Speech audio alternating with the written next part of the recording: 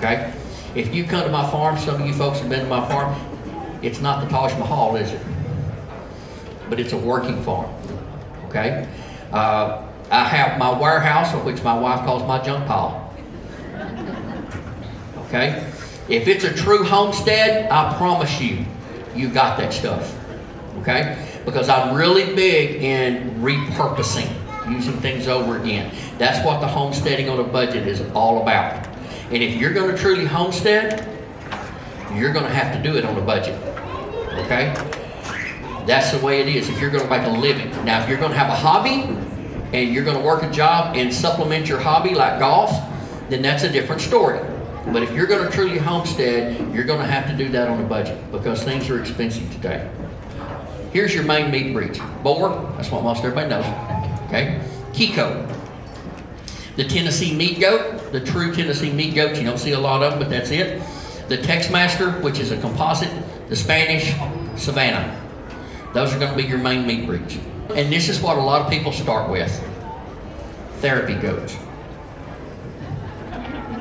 The emotional support goat, AKA yard art, okay? You've seen them little goats about this big. They're just so cute. They're running around and everything.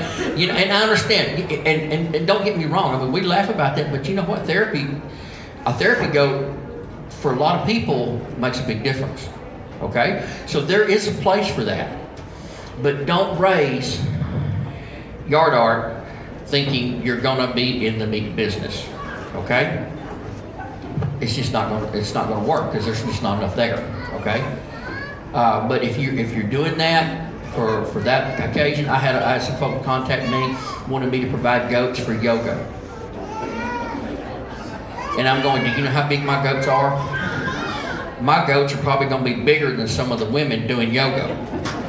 Okay, and so I contacted a friend of mine. She raises little bitty Nigerian dwarfs and stuff, you know, pygmies, and she was just so happy to turn her goats loose in an enclosed fence with a bunch of ladies that wanted to pet on them, and they paid her. My suggestions: you can take what I say in 50 cents, and it will not get you a cup of coffee anywhere nowadays. Okay, but my suggestion is this: when you start in the goat business, you're going to start with goats. It's better to start with well, you can't even buy a $100 goat, but a $100 goat versus a $500 goat. Okay? Do not go out there and buy $4,000 or $5,000, $3,000 goats because you're going to kill them. I promise you, there's a learning curve to this thing. Okay? I would appreciate too that if you didn't buy them from a sale barn. Okay, unless you really know what you're doing. Buy them from someone off of their farm. Because generally, how many of y'all have raised other animals and you take an animal to the sale barn, and what animals did you take to the sale barn? It's a cull, it's sick, you don't want it, get it off of here, right? So you are getting the dregs of the world of livestock. Now, every once in a while, somebody will take some good ones, stuff like that, but you know what? Go buy a lottery ticket. Your chances of winning is going to be about the same. Okay? Go to someone's farm, look at what they do, look at their practices, look at their animals. It's going to cause you, you're going, well, Dwayne, they're $30 higher. I promise you, you're going to save a lot more money than that. Okay? But buy you some of those $100, $150 goats or something like that to start with, because there's going to be a learning curve. You're going to lose some.